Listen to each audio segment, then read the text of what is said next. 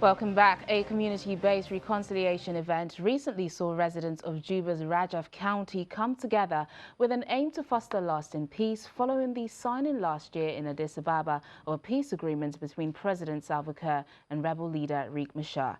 The accord signed in September has reduced fighting, but according to a report by the Brussels-based International Crisis Group, the deal could break down over several disputes. Traditional dancers from different communities entertained the crowd with song and dance.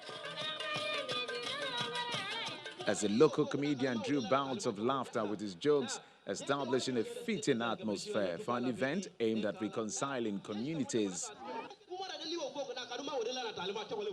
Organized by the United Nations in South Sudan and other partners, the event is designed to create an opportunity for citizens to engage directly with their neighbors by asking questions, sharing their views, and ensuring that there is accountability for the progress made towards implementing the agreement.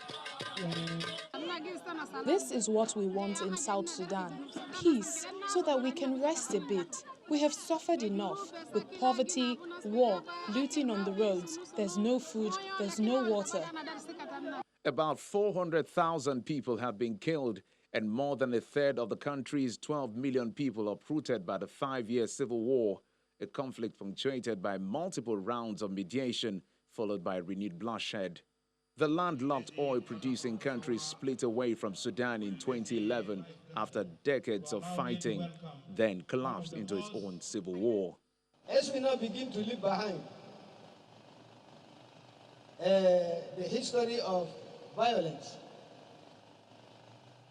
we all South Sudanese must stand up to embrace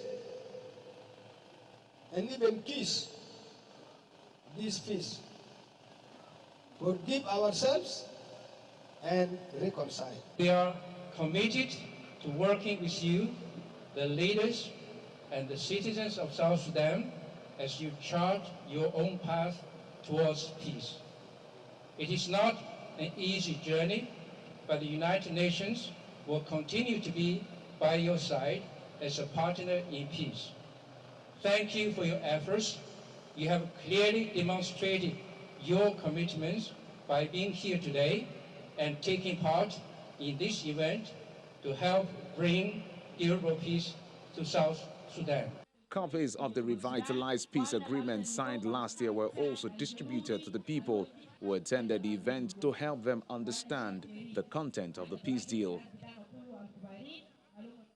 The United Nations Secretary-General's Special Rep for Somalia, James Swan, says the country has made a notable progress as regards the constitutional and security sector reform, but the window to achieving further necessary progress on these issues is narrowing.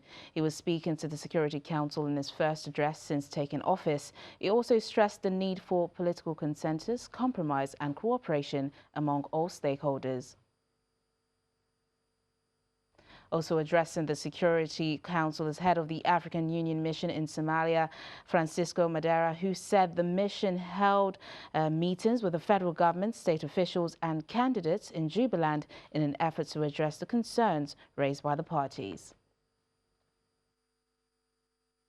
We must acknowledge the gains made to date toward achieving these priorities. Yet, the window to achieve further necessary progress on these issues is narrowing. Key benchmarks risk falling behind agreed timelines. Further progress may be delayed without renewed dialogue and cooperation among all stakeholders. Despite the lateness of the hour, it is our hope that the parties will come to an understanding that will produce an inclusive, credible, and peaceful election that strengthens the unity of the people of Jubaland.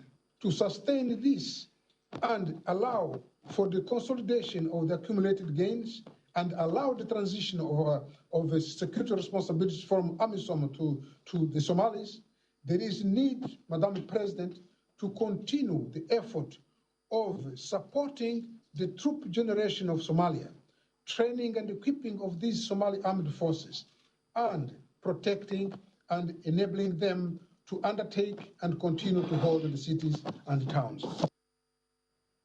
Now, Presidents Yoweri Museveni of Uganda and Paul Kagame of Rwanda have signed a peace deal to end their diplomatic feud. The agreement was reached on Wednesday in the Angolan capital, Luanda. The two signed it in the presence of the leaders of Angola, Congo-Brazzaville, and the Democratic Republic of Congo, who have all played a mediation role. The relationship between the two neighbors has been fraught over the last 3 years, both trading accusations of interference in each other's affairs. The tension has affected trade along their common border, as Rwandans have not been allowed to cross to Uganda. Now, the United Nations marked the International Day of Remembrance of and Tribute to Victims of Terrorism with the opening of a photo exhibition and the theme, Surviving Terrorism, the Power of Resilience. Secretary General Antonio Guterres spoke of the threat of terrorism and violent extremism being among the most complex challenges, noting the horrific attacks in Kabul and Cairo, Nigeria and Burkina Faso, and other locations around the Lake Chad region. Next year, he says the United Nations will host a Congress of Victims of Terrorism to listen to people from around the world. Traumatic memories cannot be erased, but we can help victims and survivors by seeking truth and justice, lifting their voices and upholding their dignity. We must do more to support victims and survivors of terrorism so they can rebuild their lives and heal. And this means partnering with civil society and community organizations that do excellent work in this area. And we must be equally steadfast in our pursuit of solutions and be guided by the voices of victims and survivors in all our efforts.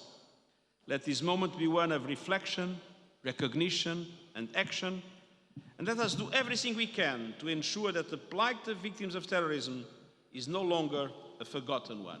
We reiterate our firm commitment to the fight against terrorism in all its forms and manifestation, and to the recognition and support of victims of terrorism and their family. And I would like to ask the United Nations to help all the victims to receive proper compensation, to help us rebuild our lives, particularly in getting an education, and provide support to help others who go through trauma, both in short term, but most importantly, in the long term. Finally on the program, today is World Jollof Rice Day, a day set aside to celebrate the popular dish and its stories. Did you know that jollof rice has been in our history since the mid-13th century? The Jollof Empire was created within Senegal, Mali and Gambia before it eventually spread across West Africa.